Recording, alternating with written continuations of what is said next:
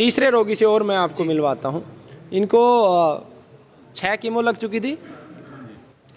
इनको बच्चादानी कैंसर थी ना, इनको बच्चादानी कैंसर थी, ऑपरेशन हुआ, कीमो हुआ, और उसके कितने दिन के बाद रिपीट हुआ वो एग्जैक्ट यही बताएंगे। उनको रिपीट हुआ और रिपीट होने के बाद फिर ये गुरुकुल आए। और अब मैं आपको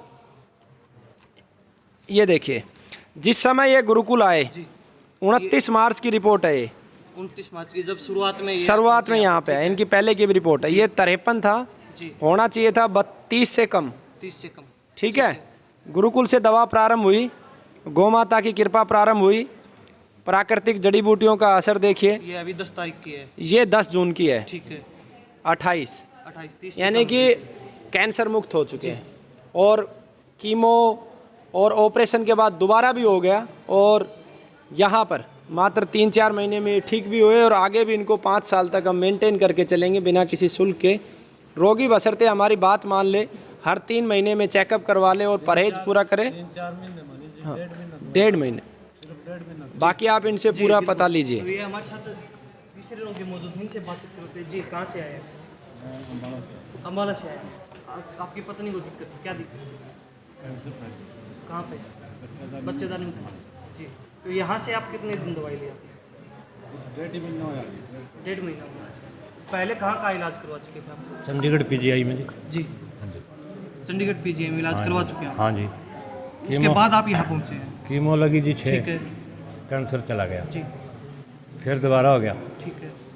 फिर 6 कीमो लगी, जी, ठीक हो गया, जी।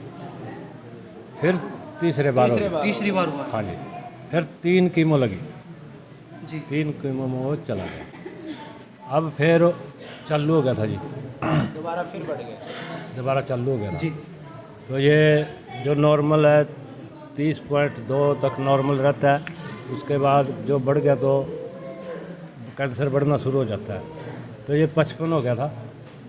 डॉक्टर ने बोल दिया था भी कीमो लगानी पड़ेगी। मैं उससे अगले दिन कीमो से पहले यहाँ पे आ गया गुरुकुल में, और ये दवाई चालू हुई जी। बस एक ही बार की दवाई ने नॉर्मल में।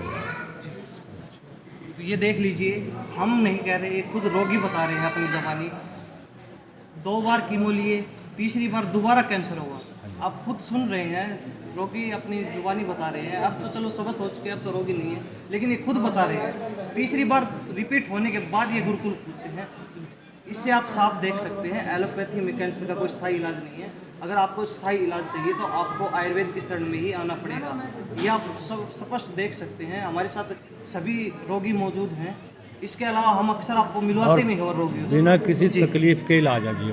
कीमो का तो तकलीफ बहुत होती है, कीमो के बाद तो जी।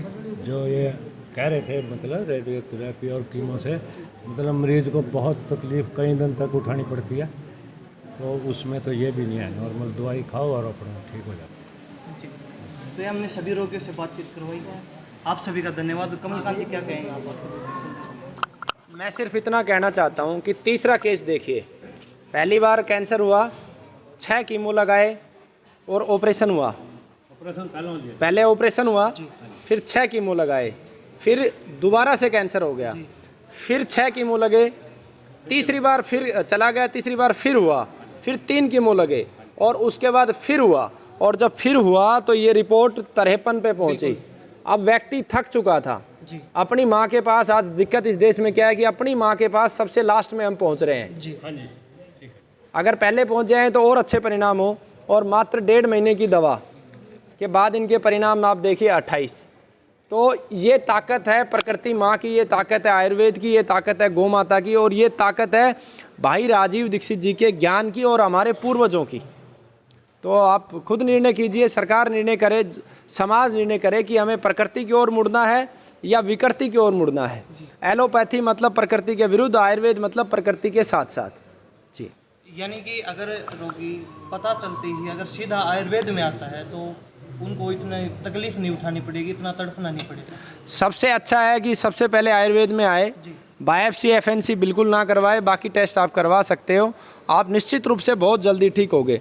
और जिन लोगों को ये लगता है कि नहीं मुझे एलोपैथी लेना ही लेना है, विशेष रूप से कैंसर के रोगियों को मैं ये कहना चाहता हूँ, जो ये चाहते हैं कि एलोपैथी लेंगे ही लेंगे, तो वो कम से कम एलोपैथी के साथ साथ पैरेलल आयुर्वेद को ले ले, कोई ज़्यादा फर्क नहीं पड़ने वाला, और 5 साल तक आयुर्वेद की बात मान ले तो शायद उसको दोबारा, जो इनका केस है 3 बार लगातार कैंसर, शायद उसको उस स्थिति से नहीं गुजरना पड़ेगा।